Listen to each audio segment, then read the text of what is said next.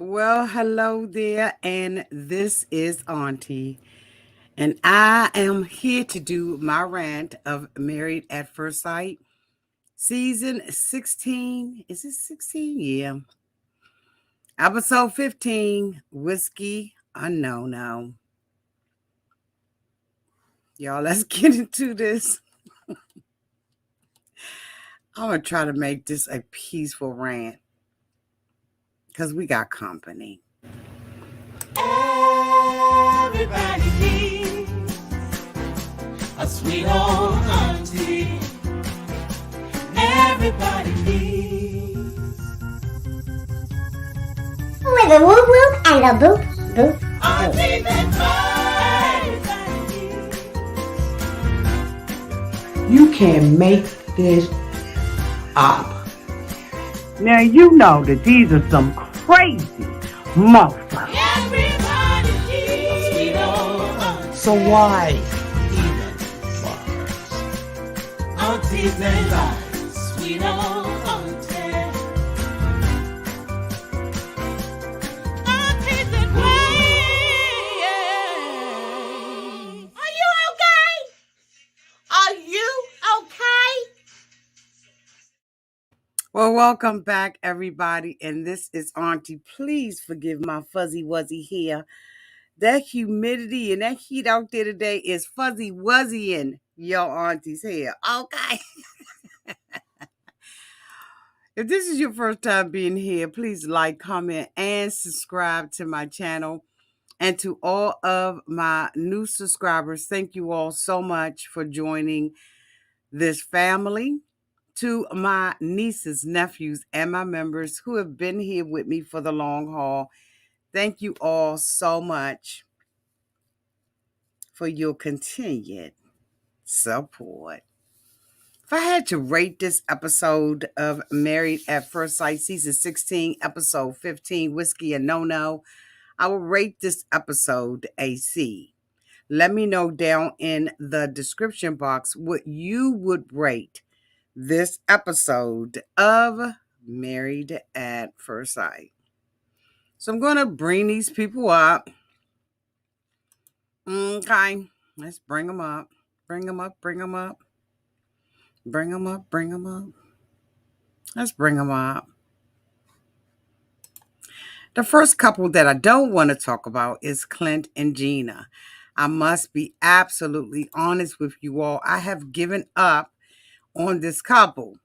I think that Gina is just going through the motions with Clint. And I think that Clint is having some type of hope that things will turn around. But we all know that when a woman does not love a man, is not attracted to a man, it's not going anywhere. And that's how I feel about this relationship.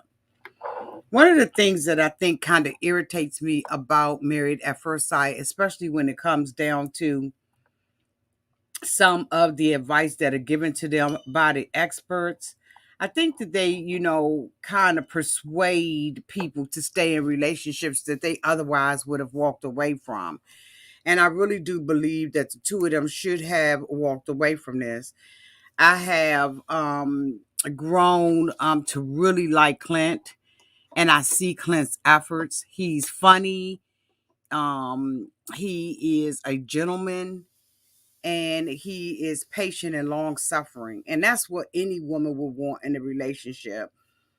And Gina has that, doesn't realize the value of it. You know what? I ain't turned on that other light, so I got a shadow behind me.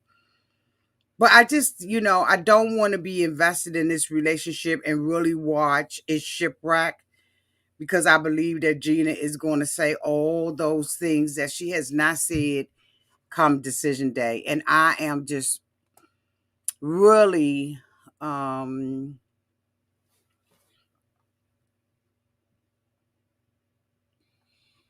not want to see him get hurt. The next couple that I want to talk about is Chris and Nicole. Nicole has a solution for everybody's problems but her own. She is extremely insecure and is a lot to deal with. When I watch this episode, it is almost like Groundhog's Day. There's always something that she is complaining about herself, and always talking about what has happened in her past relationships. Now, there may be some things that you want to discuss with your significant other, about what has happened, right? So they can get a better understanding of why you may or may not react, or respond to certain things. But enough is enough with Nicole with this. I don't feel good about myself. I'm ugly. I have body dysmorphia. I have issues. My old boyfriends talk to me in a certain way. I was just, doing a do just to be doing a do to please somebody else. I was wake me when you're done because you're the only one having fun. This has gotten so old. And the responsibility of Chris is to say nothing, to appease her, to say it's okay, to excuse it, and not really deal with it. It is too much for me. I'm just gonna keep it a buck. It's too much. It's too much responsibility on Chris. They had a conversation with I can't even think of his name. Pastor Cal. Pastor Cal comes in, into their home and is asking them, basically where their relationship is now. She tells Pastor Cal he didn't pick me. And so I'm having a problem because I was thrown into his lap against his will, and he did not pick me. What do you mean? So, despite all the things that he is tolerating, all of the compromises and negotiations he's doing with this girl, all of the confirmations, affirmations that he's giving her, that ain't enough because he did not pick her up at a bar. This has just gotten to the point where it's just sickening to me.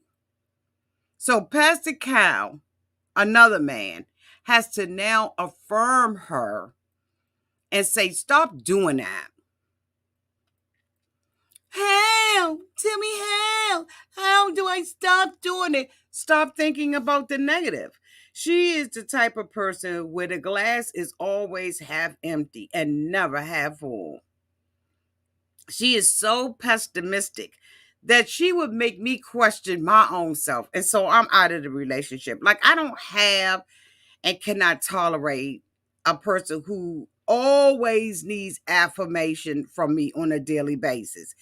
Just like, she's always talking about decision day, always asking him, if this was decision day, what would you say? If this was decision day, like, this isn't decision day. Let's work our way through this relationship honestly and then be done with it. And then we'll make the decision on decision day. Don't ask me every day about decision day. She said on the after show that they were making jokes, and they make jokes about each other's weight and stuff like that. And I'm just like, why? You can't take it if you got body dysmorphia. So what is it? The two can't be true. She is so frustrating. And so Dr. Calvin tells her she's self-sabotaging. She said, yeah, it's almost like, I'm trying to push him away because, I don't, I want to be right about something. And who wants to be right at their own detriment? To their own detriment, you want to be right about the situation. Like, this is sickening. Like, I think they find, in my opinion, some of the most broken down women. Like, that appears to be a criteria that you got to be broken down and fucked up in the head in order for you to be on Married at First Sight as a woman.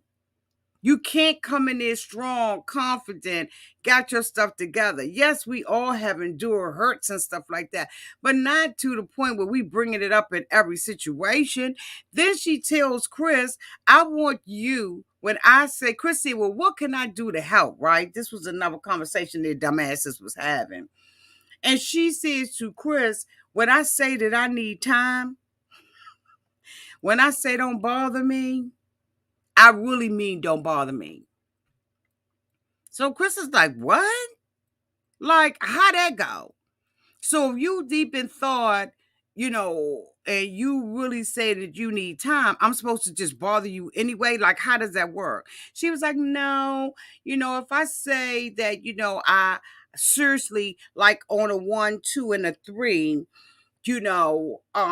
and I don't want to be bothered, at a 1, 2, and a 3, then don't bother me. But if it's like a 1, and I'm sitting somewhere and I'm pouting, then, disregard what I said and press. That's too much responsibility on him to try to determine whether or not it's a 1 or a 3. It's too much responsibility for someone else to make her happy. Women, we got to be happy on our own. Happiness is fleeting, but we have to have joy and peace, serenity, self-esteem, self-confidence of our own. Like no man, no other human being is going to bring you what it is that you need, because first of all, you were already born with it. You're already born whole, complete, and unique. Period. No, if you are sitting and waiting to justify your own existence by the words of somebody else's mouth, you will never be happy. Nobody on this earth can justify you being here. They can't. Nobody can justify why you gone or why you need to not be here. Like, this is some bullshit. And it's not stressing me out, but it's irritating the dog out of me. And the thing about it is, if this couple was not having these experts, they wouldn't have made it past day 2.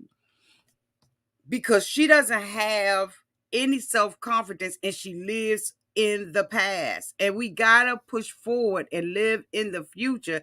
And she won't allow the future from living in the past. And unfortunately, Nicole is taking Chris along for the ride. Eventually, they may say yes decision day. And they very well may stay together for a year. But in my opinion, it will not be for a lifetime. Because after a while, he is going to get tired of holding the ladder. He is going to be tired of being the person who affirms her. He is going to stop wanting to do that, because what's in it for him? Every day the same thing, Groundhog Day after Groundhog Day? No. But when they sat there and they talked about it, and she was like, I feel like Chris feels like this about me. I feel like he may feel like that. Dr. Calvin was like, have you asked him how he feels? Instead of making an assumption about how he feels. So Chris says, I like everything about her. That's a motherfucking lie. No, that's a lie. That's a whole ass lie. Because there's nobody that wants to hear that book every day. I could not get up in the morning and every day it's raining and thunderstorming. There is never any sun. There's never any heat. I'm always in a raincoat. My feet are always half wet, half dry. Bitch, No, I couldn't do it. And eventually he is not going to be able to sustain these needs that she had, but yet and still she gets around everybody else and she got the answer for everybody else, but doesn't have the answer for herself. She don't have the answer for her. It gets on my, oh my goodness, it gets on my nerve. So Chris tells her that he loves her. And she's like, what? And she's, oh, when'd you know? Well, he knew, but he couldn't tell you. How in the How in the hell am I going to make the man who loves me uncomfortable to tell me he loves me? Or create an environment around him where he loves me and can't tell me because of all my bullshit and my trauma? It is more comfortable for her to waddle in the mud than it is for her to walk on solid ground with green grass up underneath her feet in a hot 80-degree day with no humidity, bitch. It's too much. It's too much. And after all of this stuff,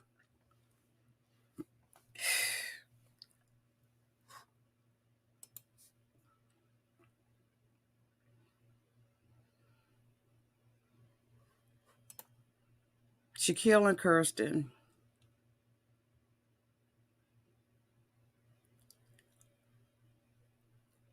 I am most concerned about this couple, if any other couple. Right? Because we know Gina don't fuck with Clint. We know that Nicole and Chris are going to trauma bond their asses right on down to decision day and say, yeah. But these two right here is so unfortunate. The relationship and how they showing up in it. I don't know if it's because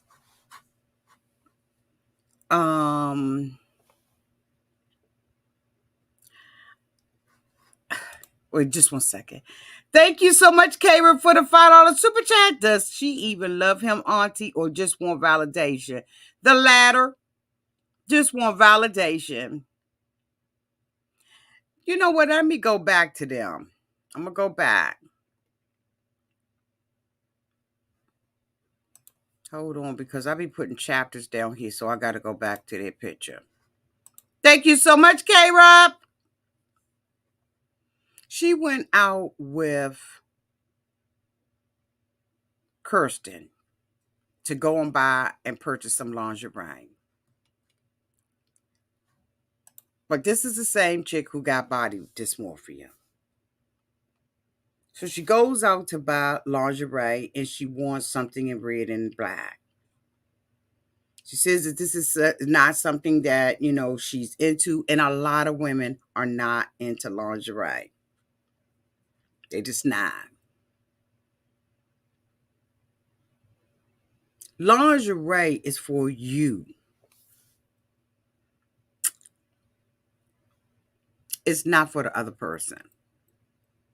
Now, if you want to be your lingerie and you want to wear something hot and sexy, you got to first be comfortable with it for yourself. There's nothing wrong with getting up and putting on a nice bra. Women, we spend a lot of money. Well, I do spend a lot of money in bras and panties and different things like that, and cute little night sets and stuff like the other day, y'all saw my little robe and stuff. I love a good sleepwear and all that. So I am not going to drag a woman who's not into lingerie because I know that there are a lot of women who are not into it.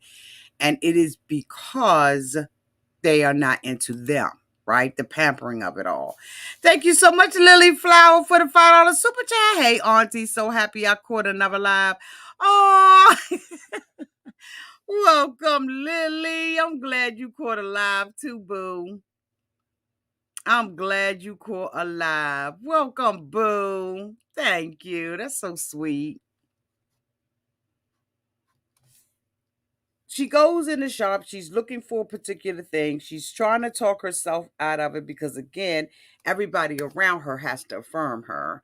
And everybody around her has to make sure that she feels okay about herself. So she comes out with an outfit on, Kirsten tells her it's cute. And she's looking at herself in the mirror.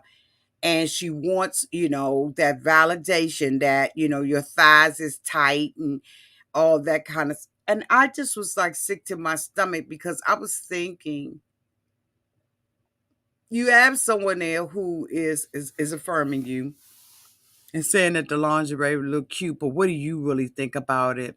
Now, on the after show, she said that she's got to go back and get some more lingerie because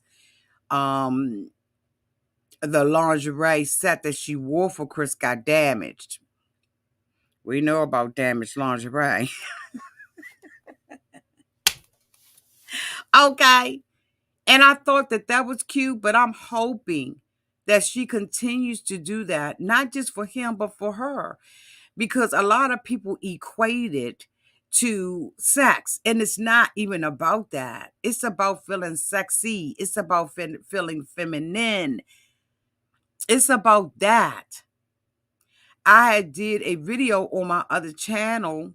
Was it on my other channel or was it on this one, that femininity starts with your undergarments? And so I think that that's what where she's challenged at, is that she doesn't have that femininity because she is so into being in control and wearing her masculine hat as opposed to wearing her feminine hat. There's a time to be a boss, and then there's a time to be a bitch, okay? Then there's a time to be a hoe, okay? Like, there's seasons and reasons for everything.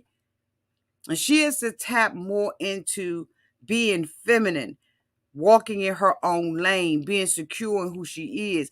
When you see somebody that's like her, who is controlling over other people and not over their own, they lack femininity. Because a lady doesn't never tell. She don't kiss and tell. She don't put her business out there on the street. That's not what a lady does. And when a lady doesn't do that for herself, she doesn't do it for others. And when we watch Nicole, she's forever putting somebody's business out on the street. But yet and still, you can't do your business at home. You walking around and you telling Kirsten, I just take my clothes off and be like, come on. That's control. And that is not operating in femininity. Thank you so much, Jamie, for the $1.99 super chat. You always tell her like it is, Auntie. Thank you. Thank you. Love you, boo. Thank you so much, Queen T, for the $1.99 super chat. She annoys the dog do out of me, okay? I think she annoys a lot of people. But she is absolutely not walking in her femininity. And that's why she can't see herself in these circumstances. You got some women who are girly, right? They girly. I'm going to show you a girly. I'm very girly. Very. Office girly, bedroom girly, house girly. Like I'm girly. But I'm also a feminine woman, but I don't come off that way because I'm a boss sometimes, right? We wear different hats, but at the core of who I am, I'm feminine. I don't mind you opening the door. I love to, be treated like a woman. And I know how to stay in a woman's face. Now I cuss you out, right? But that's even during appropriate times. But she doesn't tap into that. There's nothing feminine about her. I watch and I know I'm going off, but I'm going to say this. I watched The Brat and her wife. I can't think of what her wife's name is. They are very feminine with each other. Very feminine with each other. If you ever watch them on their Instagrams and stuff like that, they call each other beautiful. They have their nails done, their face is beat to the gods. They wear their outfits and stuff like that. But even Brat is very feminine when it comes down to her wife. She's not, I don't want to say the wrong word, but y'all know what I mean. They're very feminine women. Very. I'm going to have to teach on that one day, but I got to really be in the mood. But anyway, let me move on past them and go on back to who I was talking about. Shaquille and Kirsten. So Shaquille is in his feelings. We knew that he was in his feelings last week when, he abruptly hung up on her when he was talking really dry to her. when she had reached out to him and all of that. At first, I really was, I'm up and down and on and off with this particular couple because from week after week, I'm able to see that there's something between the two of them. Right, they both got a whole lot of issues, but nevertheless, she did not accompany Shaquille to his business trip. And allegedly, based on what Shaquille was saying, he had made all these arrangements for her. And she was saying, no, he never really said anything up front. And so, there was a balance that, we had to choose who we were going to believe and what really happened, right? Because they're the type of couple, it's her truth, his truth, and the truth ain't nowhere in the middle, okay? They just standing at opposed to one another, right? And so anyway, they're going through the motions and all of that kind of stuff, and they're high leveling things until the two of them go out. She is in the gym and she's working out and everything, and I'm sure as a woman she can feel that there is something that is going on with Shaquille. So she goes and she solicits um um his mother's opinion and her advice. She went to the mother, right? And said, something's going on with Shaquille. I just want to know, what I can do, whoop de whoop de whoop. Has he talked to you? What's going on? So the mother was like, look, you're going to have to support him more. First of all, define support. Let's write out a list of what it looks like and what it feels like to be supported. Let's just put paper, pen to paper, and let's have a conversation. But no, they don't do that. So she's calling his mother. His mother, of course, is going to take his side and say, you're not supporting my son. He was really mad with you about not supporting him. Kirsten is feeling like, okay, I am supporting him in the best way that I know how. But the two of them have already talked about having communication problems. This is one of the things that Kirsten has been talking about episode after episode, not feeling like he's communicating with her. At first, I was thinking she got the game all twisted. This man is, he is the victim in this. But now, when I look at what really happened, he's some bull. Grow up already, Shaquille. Shaquille is another person who needs constant affirmation. Constant affirmation. That gets tiring quick. When your ego need to be brushed as much as a Siberian husky who is blowing out his spring and summer here for winter here, it's too much. It's too much. And what are you giving back? She already has indicated that they don't spend time together because he's back and forth. He's in the school. He was in school. He was working at a school. He does, it looks like he does recruitment for the school. What time does Shaquille have to really nurture this relationship with Kirsten? He wants Kirsten by his side. He needy as fuck. And for some women, that's okay to need a needy man because they have that overly sense of nurturing something or someone. But not me. That would tire me out. I need my man to be independent. I need him to have his own set of friends. I need him to have his own life outside of me. And that maybe because I'm an old bitch, but I doubt it because I've always been that way. I've always wanted my man to have his own sense of self, independent of me, but together with me. If that makes sense. Thank you so much, Queen T, for the 199 super chat. He's too needy and fragile for me. You did not say he fragile. Thank you so much, Queen T, for the 199 super chat. So they, after she has that information in her back pocket, I'm sure that has been on her mind. And so that they all go out as couples and they are, sitting around at the table and they're having a conversation and stuff. And they were talking about, the relationships and stuff like that, and people having their own struggles and knick-knack and paddywhack and give a dog a bone. During that conversation, Clint started talking about one of his friends who was dealing with some mental health issues and, unalived himself. And as a result of that, Chris jumped in and said that he experienced the same thing on his college campus.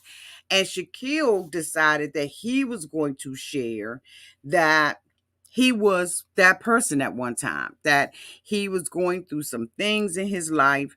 And while going through those things in his life, he found himself in a dark, very dark place. And so Nicole jumps out, okay? Kirsten's just sitting there.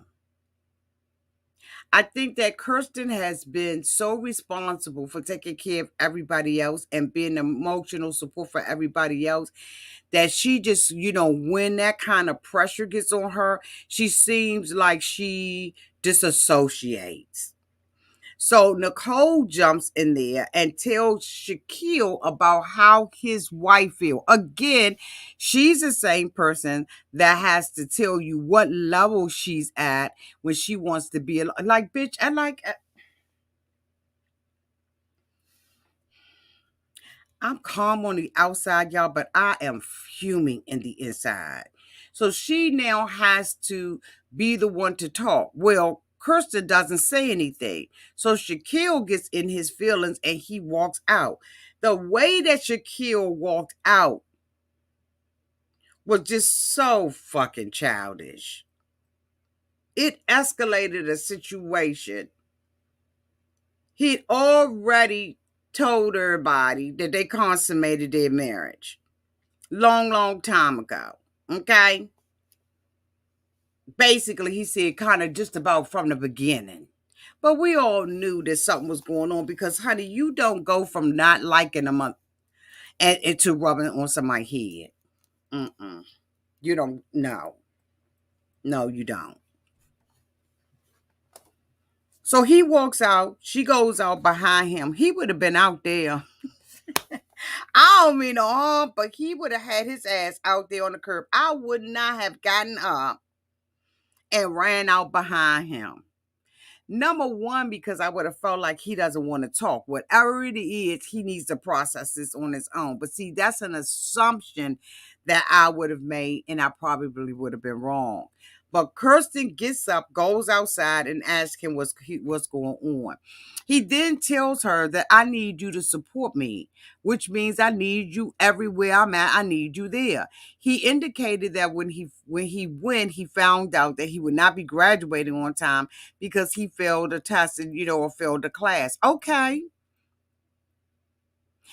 It may not be your first time nor your last time failing a class.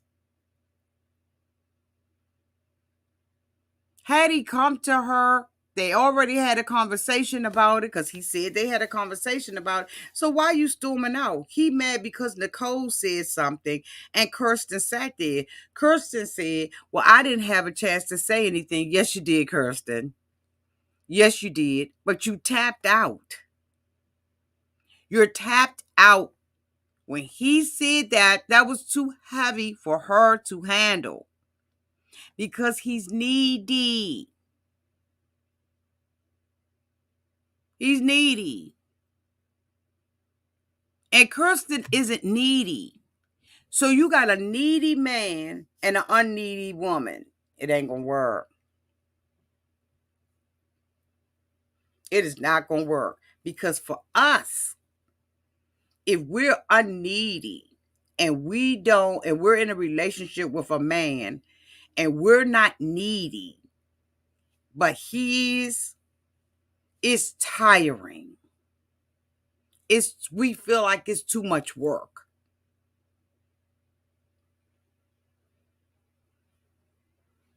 I don't want to do that much work. I don't want to be running behind you out of a damn store or restaurant. I don't want to be standing on the street having a confrontation with you. I don't want to be arguing.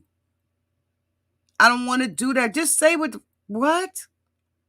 If I'm wrong, say, you know what? Step to the side for me. I need to talk to you. And then we could have a conversation. But marching out like that, like, boy, bye. And he gets out there and says, it's not a want anymore. I need you. She said, I am here. I'm here to support you. She said, if you had just talked to me and communicated, and see, that's my point. If you had just communicated and said, hey, I want you there. I need you to be there. That's different than saying, well, you got a choice. Because if you got a choice, bitch, you're going to choose which one is most comfortable for you. You're going to choose that. Because that is what it is. It just is what it is. She feels like supporting, endorsing him is enough. But he like, it ain't enough. I need you up underneath my arch. And don't nobody want to be up underneath that like that.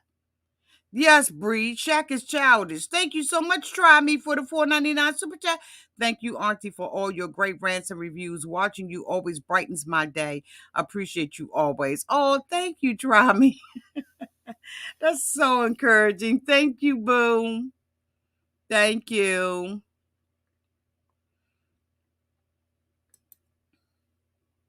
But the thing about it is, what Kirsten should have known about him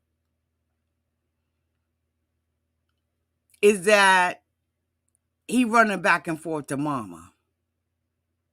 Because when she had to call his mama to find out what was really going on, she already knew he a mama's boy.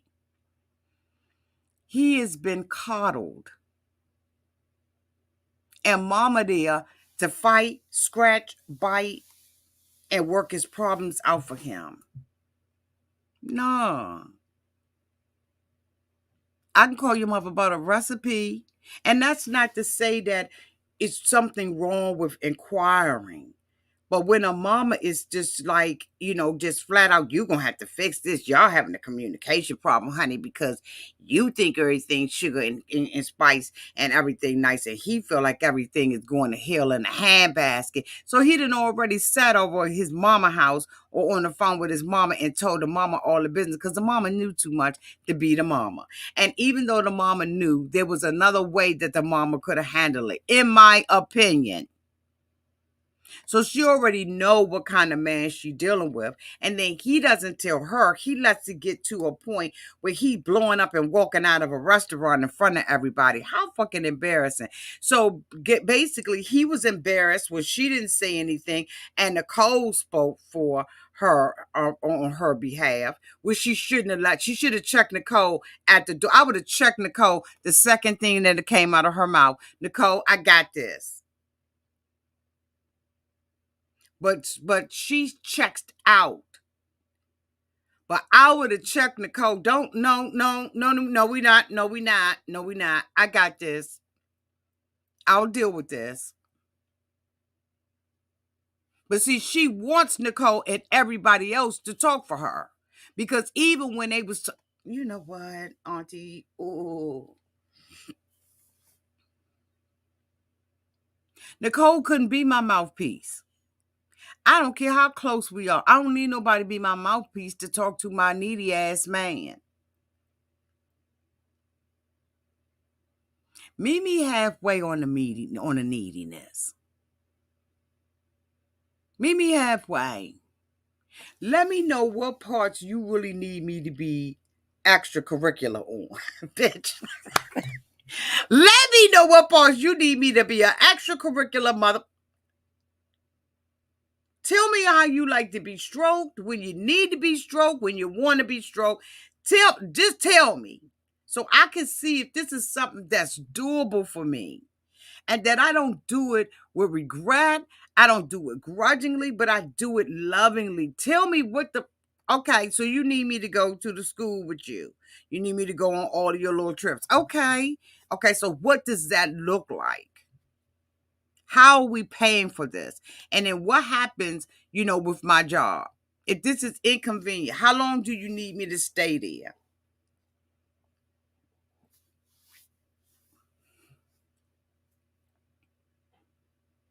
She's like, Shaquille, I'm supporting you. So they had what's his name? Devon to come out. Okay, who just got divorced from his wife, Megan Good. But the gift is outside of the person. So he comes in and he has a conversation with them about support. He asked Shaquille straight out, do you feel supported in this relationship? So Shaquille says sometimes. He said, no, it's a yes or a no answer. He said no. He said, what does support look like to you? Support is her going to, find out about me, doing things with me, supporting me so that we could get to know each other and she can get to know me and be more invested in, who I am and what I do and feel, really understand what it means when I'm going out of town and I'm doing these different jobs. She was like, but I'm doing that. I may not be beside you, which is what she told him outside of the restaurant. I may not be with you, but I'm supporting you, Shaquille. And I'm supporting you in the way that I know how to support you. I'm supporting you and saying, honey, did you get somebody to work with you? Honey, are you testing? Honey, are you doing this? How can I support you in this area? And so then he goes back and says, okay, well, that's not good enough because I need you to be doing X, Y, and Z. And Devon Franklin, Pastor Franklin was like, no, that means that, she's telling you what support looks like coming from her. And you're discarding it and saying it ain't enough. And then you want her to be vulnerable and talk to you about it, Shaquille, but she can't talk to you about it because there's really no true definition, right? And Pastor Devon was saying, she's not going to want to do what you asked her to do if you say what she did wasn't good enough. And I mean, bitch, when I say that was wisdom, that was wisdom. Because if you're doing something repeatedly for someone over and over again, and this is your definition of support, and it is not enough, then you will wither away in your support. You're not going to stay there and be unappreciated. Period. Just like men want to be respected, women want to be respected as well. We want to feel respected. And if this is all I know, she was like, if you communicate with me from the giddy up, if you had just told me and defined what it is you thought that support was, I would have been able to walk in that, which I don't believe. I don't believe it coming from Jasmine. I mean, from Kirsten. I just don't. I don't believe her at all. I don't think that she wants to support Shaquille. I see that she has feelings for him because you can see how she looks at him. Women, how we give those looks. But I don't believe that she really wants to support him. And I don't know whether or not she's looking down on him. It's just something there with Kirsten about Shaquille. I just don't see it. I don't feel it. In a normal relationship, you would ask that person to define what this looks like. But for her, I think that even if he defines it, she thinks that she's doing it. I think she has a false sense of support and listening and communicating and comprehending what the fuck she's reading and hearing. Because I don't believe Kirsten for one moment that this is the kind of love that she wants to be in for the rest of her life. I think he's too needy for her. And then she always talks about her family and stuff, and we ain't mad he don't know it's just a big ass disconnect between this couple. Y'all, am I keeping it cute? Okay, I'm keeping it cute.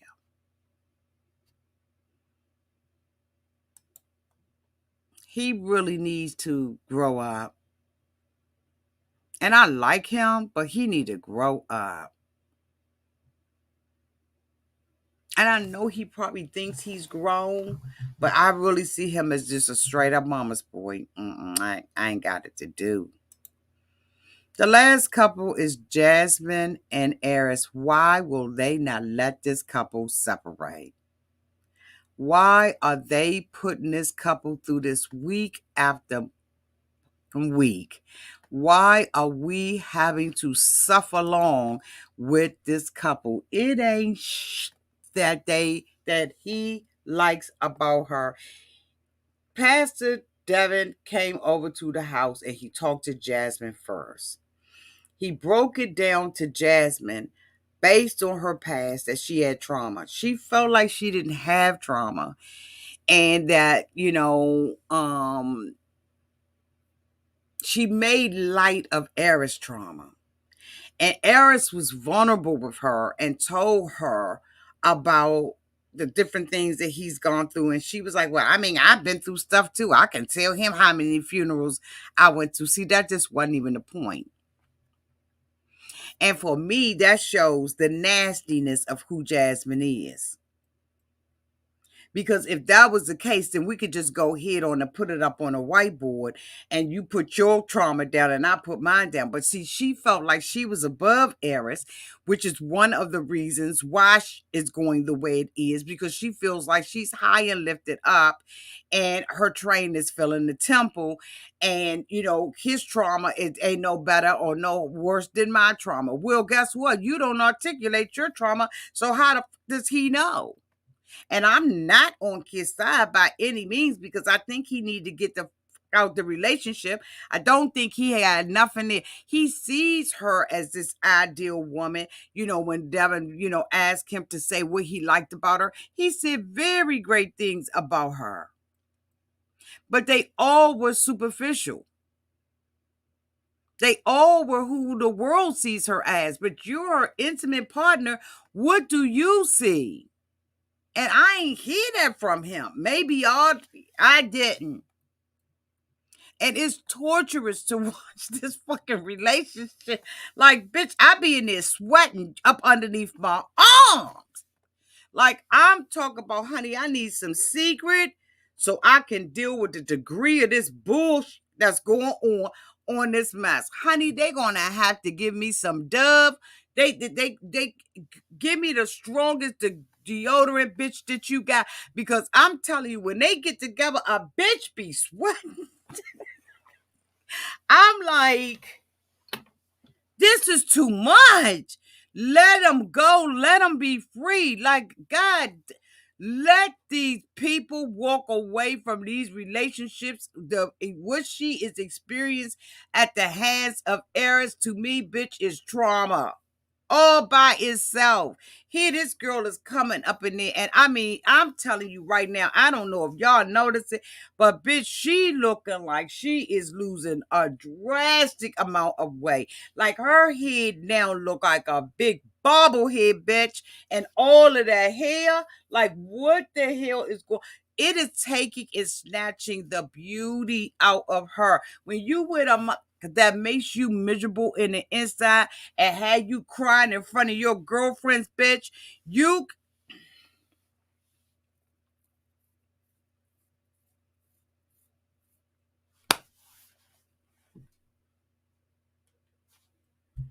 I think that maybe I'm keeping it a little bit too real out here. Where you got them that's got you in front of your girlfriends that you just met on an experiment, bitch. And you are crying to the point where you covering your face like you are ugly crying behind your hand. He ain't worth it. Let that mother go. I don't care, married, I don't care fiance. I don't care boyfriend of 15 years, bitch. There is no way that I'm going to be sitting around my girlfriends and I am so miserable that I am at the table in front of these bitches and I can't eat, I can't sleep, I can't drink, and bitch, I'm sitting up in front of y'all crying. Oh no, he is not. No, fuck all of that. You know you doing bad and you in a bad ass relationship where you are in front of your girlfriends boo-hooing like that and they all sitting at the table. Not nary one of them got up and hugged her or anything because it was so fucking uncomfortable. And here she is braggadocious about the fact that she brushed under the brook. If I hear that one more time, let me tell you something, honey. Her and Aris are brushing stuff under the brook, but at least he ain't sleeping with her. And I'm gonna have to give him kudos again because he could be riding her and sex, but he is just completely turned off by her. When Devin asked him, about the relationship, and he was talking about, I can't change her. She ain't gonna look the way she look. Like I can't be taller, and I can't, change how I look on the outside. And and he asked him, what he was doing at work. He said that, he was a software program, somebody child. And he was like, do you do a good job at work? And he was like, yeah. And he was like, so what if you get fired? And he was talking about, losing his stuff. And he was like, why you ain't putting the same effort in it with Jasmine? And he was like, I mean, hey, I mean, she a relationship. I can walk away from this like I walked away from all the rest of them. I mean, at the end of the day, decision day, I could just get the divorce and walk the fuck on.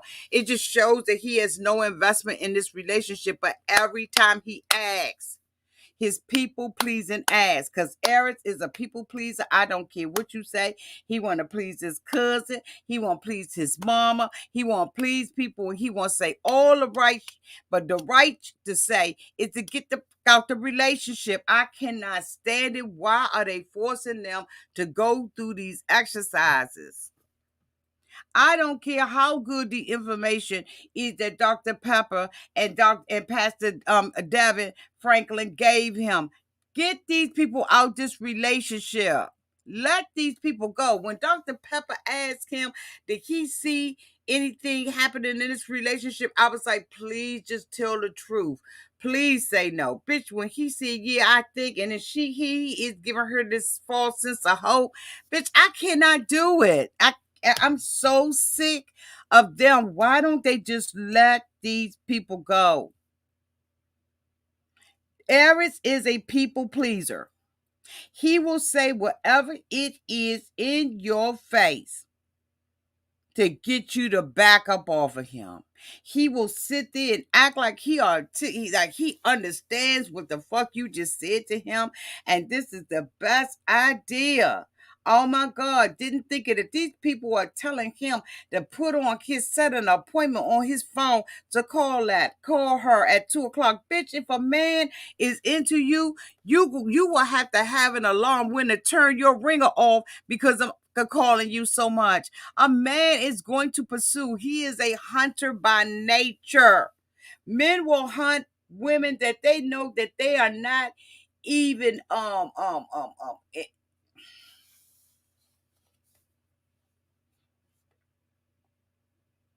a man will hunt a woman that he knows is out of his league. You don't have to tell us at the promise that you're gonna call her at 2:00.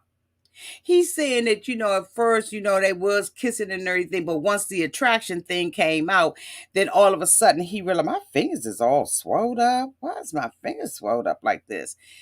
And then oh my goodness, what is going on? Oh hell.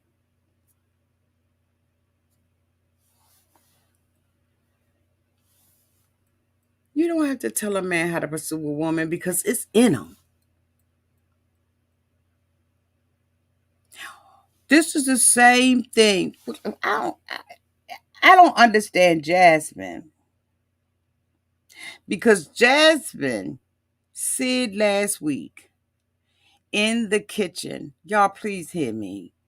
She asked him in the kitchen, I heard that the only reason why you clap for me is because you were influenced to do it. He said, what else was I supposed to do? But yet she sits her ass up there in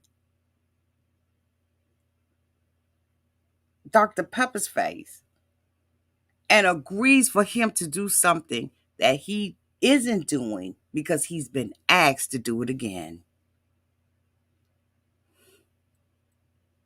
If it was a turn off for you now, you should have said, you know what? No, Dr. Pepper. If he don't feel like he need to call me, I don't get called. Don't tell him what to do, because that's the problem. Everybody telling him what to do. She can't have it both ways. It's not authentic when somebody got to tell me to set a fucking alarm. He said that they at one point they was kissing. Y'all, my fingers are swollen. He said that at first they was kissing, and then it got uncomfortable, and they both did it. She said she don't have no trauma, but all she talks about is being in middle school and being bullied. She says she doesn't have any coping skills because she never saw it. But yes, she works and does all these different jobs. You mean to tell me from not one of your job experiences you've learned coping skills? You have not learned the art of negotiation and communication? And then she says, well, you know what? I have decided that, I'm going to say what I got to say now. And they all go out dancing. First of all, they said Nicole said at the thing and forced her to say she was crying. So then she says that she was, I got very emotional, everything. No, tell them I got emotional because you treat me like you don't want me, and you constantly reminded me of how unattractive I am to you.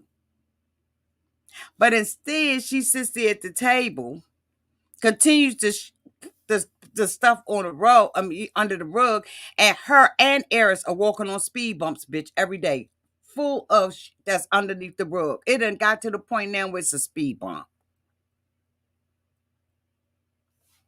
It's a fucking speed bump in the middle of their living room.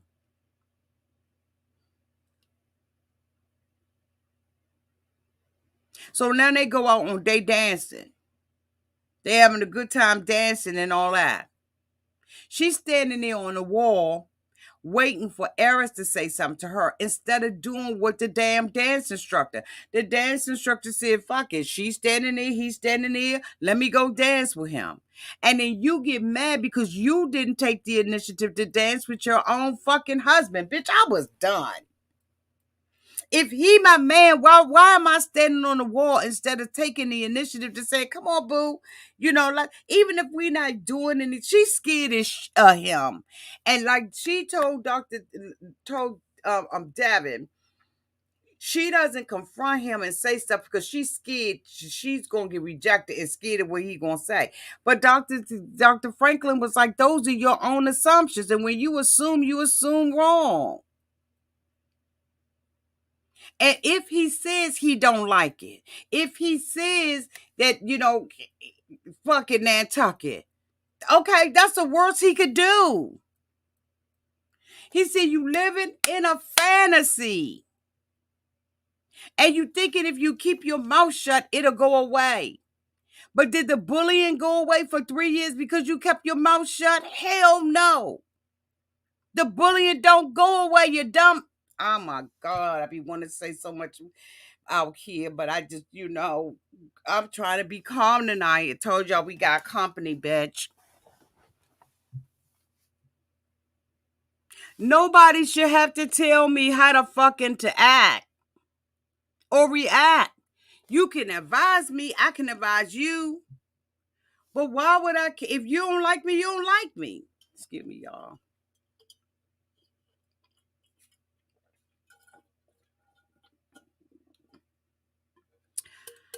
My daughter told me that I needed to have something trending. And this is not an advertisement, bitch. They ain't paying me. She said, Mom, you need to have something trending. I was like, okay. So she went and brought me this expensive ass cup. Bitch, when I say expensive, I ain't never paid this much for a cup in my life. But she treated me because, bitch, she knew I wasn't going to pay for it. When I tell y'all I put ice in this thing yesterday.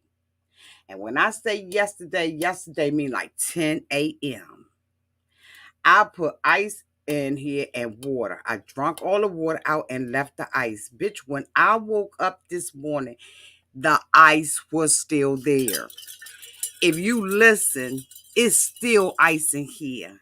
And bitch, it's about to be a whole ass 48 hours. This cup right here, love it. Now I got to go downstairs and get washed. But I'm trying to tell y'all, this thing keep your cold. It's the best $41 she ever spent. Anyway, what was I saying about this dumbass Jasmine? I'm so sick of them, y'all. I don't know what to do. I just want them to be free. I want decision day and the reunion to come and month can go so Jasmine can be free. Be free, butterfly. You didn't spend all that time in a fucking cocoon to get out of the cocoon, get wings, and don't fly. We all have been through stuff in our lives. But it don't mean that our wings are broken. I spent all this time in a cocoon, developing myself, allowing the powers that be, the God that I serve, to mature me enough to fight my way out of a cocoon, only to get out and die and find myself wanting to be a caterpillar again. Fuck that. I got wings and I am going to fly. I'm going to live my life. I'm going to fly to every flower petal I can. I'm going to suck the sweet nectar.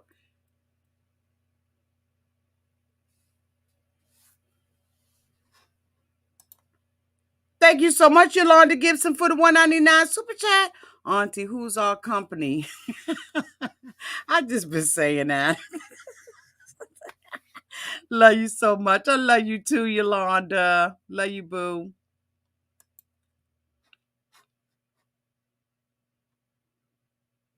Let me tell you something. A caterpillar fights to get out of the cocoon.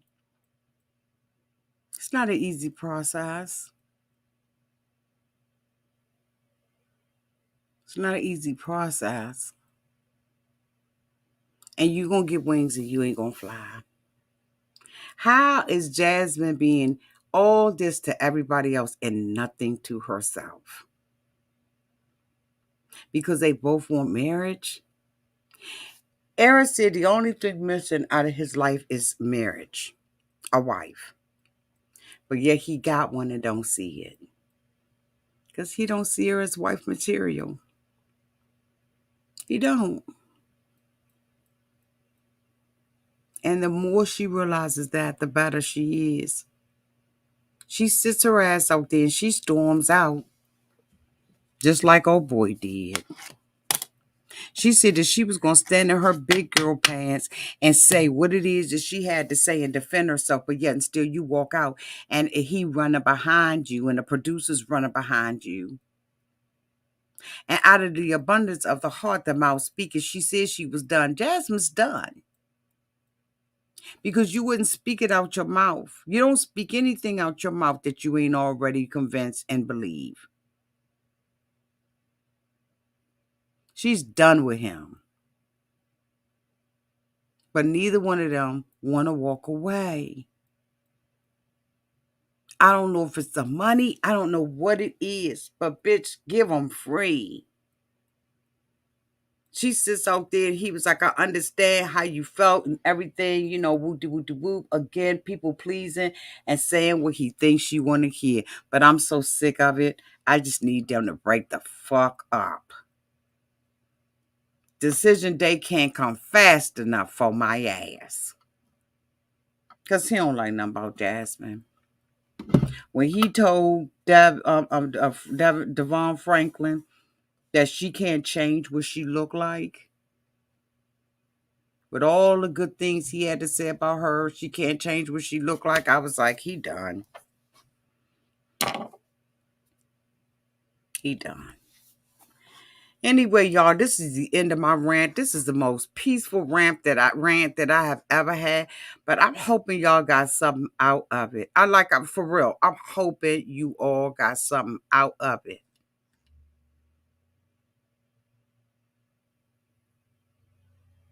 I really am. Thank you to everybody who super chatted tonight. I really do appreciate you. Thank you to my wonderful moderators who always keep the chat nice and safe. I appreciate you all. Y'all, until we meet again, y'all be safe out there in those streets and don't ever let nobody put you back in a cocoon.